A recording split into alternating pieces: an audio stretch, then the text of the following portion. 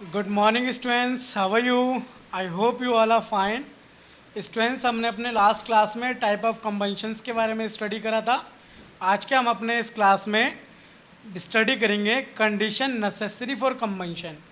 Conditions जो necessary होती हैं कंबंशन के लिए, उन सब टॉपिक्स के बारे में आज हम डिस्कस करेंगे। क्या क्या चीज़ें होनी चाहिए कंबंशन के लिए, ओके? इन सभी चीज़ों के बारे में आज हम जानेंगे, ओके? तो बच्चों, the following condition are essential for combustion to take place. Students, जैसा कि हम लोग साइंस करते हैं तो उससे पहले हमें अपने चैप्टर की रीडिंग कर लेनी चाहिए। जब भी आपका साइंस का पीरियड होता है, जो भी टॉपिक्स हम स्टडी करने वाले हैं, उन टॉपिक्स की आप रीडिंग पहले करके ज़रूर रखा करें, ओके? देन आफ्टर जब आपकी क्लास होती है, जब आप वीडियो देख रहे होते हैं, तो आपको उसको अंडरस्टैंड करने में बहुत ज़्यादा ईजी हो जाता है, ओके? तो चलिए मैं थोड़ा सा इसे रीड कर देता हूँ। तो बच्चों, फर्स्ट जो हमारा टॉपिक है that is presence of combustion substance. Combustion के लिए पहले कंडीशन जो नेसेसरी है वो होता है कंबस्टेबल सब्सटेंस। जो सब्सटेंस हम कंबंशन जिस सब्सटेंस का हम करने वाले हैं वो सब्सटेंस कंबस्टेबल होना चाहिए। It means condition take place only if a combustible substance is present. मतलब केवल उसी चीज़ में कंबंशन होगा जो सब्सटेंस कंबंशेबल होगा। जैसे वुड है तो wood, paper and kerosene oil are combustible substance. ऐसे सब्सटेंस जो जल सकें, जलना, जो सब्सटेंस जल सके वो सब्सटेंस कहलाते हैं कंबस्टेबल सब्सटेंस, ओके? जैसे कि मैंने अभी नाम लिया पेपर, तो paper can be burn. Paper क्या हो सकता है बच्चों? बर्न हो सकता है, जल सकता है। That's why paper is a combustible substance. ऐसे ऐसे सब्सटेंस जो सब्सटेंस जल सकते हैं उन्हें हम बोलते हैं कंबस्टेबल सब्सटेंस। तो केवल पहला कंबस्टेबल सब्सटेंस होना ज़रूरी है। दूसरा आता है प्रेजेंस ऑफ ऑक्सीजन। कंबंशन के लिए जो दूसरी चीज़ बहुत ज़्यादा नेसेसरी है वो है बच्चों प्रेजेंस ऑफ ऑक्सीजन। ऑक्सीजन की प्रेजेंस होगी तभी कंबंशन हो पाएगा। अगला है बच्चों रीचिंग इग्निशियल टेम्परेचर। एक बच्चों इग्निशियल टेम्परेचर होता है। तो बच्चों इग्निशियल टेम्परेचर क्या होता है? Combustible substance much reach a specific temperature before they start burning. कोई भी सब्सटेंस है बच्चों, वो जब तक बर्न करना स्टार्ट नहीं होता है, जब तक उसका बर्निंग टेम्परेचर या फिर इग्निशियल टेम्परेचर तक वो सब्सटेंस ना आ जाए। द लोवेस्ट और maximum temperature at which a combustible substance start burning in the presence of air call ignition temperature, okay? ऐसा मतलब वो टेम्परेचर जिस टेम्परेचर पर कोई भी सब्सटेंस नहीं, केवल कंबस्टेबल सब्सटेंस जो होते हैं हमारे, वो सब्सटेंस उस टेम्परेचर पर आ जाए जिस पर वो बर्न करना स्टार्ट कर दें, उस टेम्परेचर को हम बोलते हैं ignition temperature. The ignition temperature of white phosphorus is 30 to 35 degree Celsius. और जो फॉस्फोरस होता है बच्चों, उसका जो इग्निशियल टेम्परेचर होता है बर्निंग का, वो होता है बच्चों 30 to 35 degree Celsius. And the wood का जो बच्चों इग्निशियल टेम्परेचर होता है वो होता है 250 डिग्री सेल्सियस से लेकर 300 डिग्री सेल्सियस तक, okay? The substance that have a very low ignition temperature and catch fire easily are known as inflammable substance. मतलब जो बहुत जल्दी, जिनका इग्निशियल टेम्परेचर बहुत कम होता है आग कैच फायर करने के लिए, उन सब्सटेंस को हम बोलते हैं इनफ्लेमेबल सब्सटेंस। वो जल्दी, जैसे कि अल्कोहल हो गया, केरोसिन ऑयल हो गया, एलपीजी हो गया, ये सभी बच्चों इनफ्लेमेबल सब्सटेंस हैं। क्लियर है? एक एक्टिविटी के थ्रू भी यहाँ बता रखा है।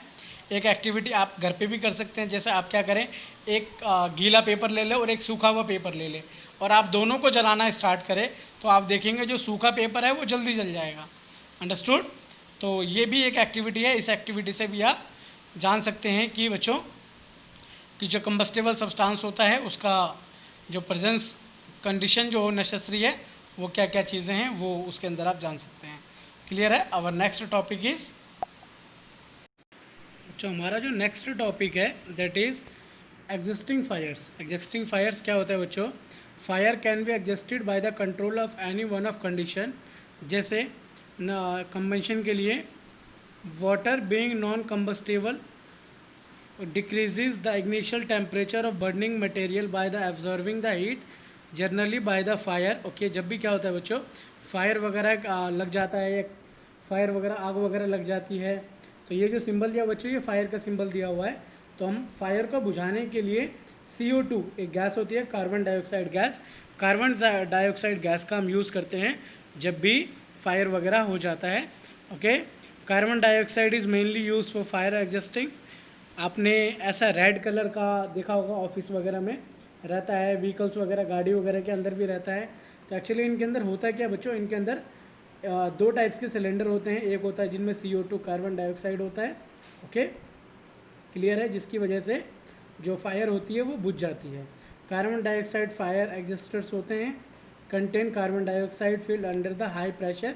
सिलेंडर के अंदर, उनके अंदर हाई प्रेशर में कार्बन डाइऑक्साइड फील्ड होता है। अगला जो बच्चों हमारा आता है उसके अंदर आता है soda acid fire extinguisher. Okay, are generally filled with the, इनमें H2SO4 सोडियम हाइड्रोजन कार्बोनेट होता है, NaHCO3 इसका केमिकल फार्मूला होता है। The two solution mix together and form carbon dioxide, और उनमें ये दो सॉल्यूशन मिलाए जाते हैं और उनसे भी क्या बनता है बच्चों, कार्बन डाइऑक्साइड ही बनता है, और उसकी वजह से जो फायर होती है वो बुझ पाती है। ओके, अब next is a flame. Flame क्या होता है बच्चों, the region in which the combustion of fuel take place is called flame. Okay, the colour of flame depend on the following parameters. इन जो फॉलोइंग पैरामीटर्स हैं इन पे, जैसा कि नेचर ऑफ सब्सटेंस कैसा है, अमाउंट ऑफ एयर कैसा है, एंड टेम्परेचर कैसा है। तो इन सभी चीज़ों के ऊपर डिपेंड करता है जो फ्लेम है वो, उसका कलर जो है वो कैसा होगा। आपको एक इमेज दिख रही होगी, इसमें लीस्ट ऑक्सीजन से लेकर मोस्ट ऑक्सीजन तक। जब सबसे कम ऑक्सीजन की प्रेजेंस होगी तो जो फ्लेम होगी उसका कलर येलो होगा, और जब मोस्ट ऑक्सीजन होगा, ज़्यादा ऑक्सीजन होगा, तो वहाँ उसकी फ्लेम जो है उसका कलर ब्लू होगा। Okay, blue flame is also called non luminous flame. जो ब्लू फ्लेम होता है उनको हम नॉन ल्यूमिनस फ्लेम भी बोलते हैं, एंड येलो फ्लेम को बच्चों हम ल्यूमिनस फ्लेम भी बोलते हैं।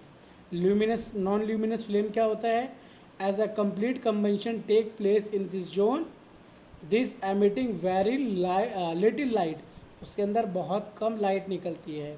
This occur when the availability of oxygen is more, जब ऑक्सीजन की जो प्रेजेंस होती है वो ज़्यादा होती है तब हमारी नॉन ल्यूमिनस फ्लेम निकलती है, और ऑक्सीजन की क्वांटिटी कम होगी तो हमारा ल्यूमिनस फ्लेम निकलेगा।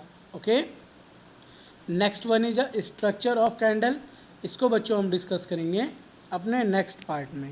Okay, understood. एंड बच्चों टुडे इज जन्माष्टमी, तो so you wish you all happy Janmashtami. आप सभी को जन्माष्टमी की बहुत सारी शुभकामनाएं। Thank you for watching this video. We will meet again in our next part.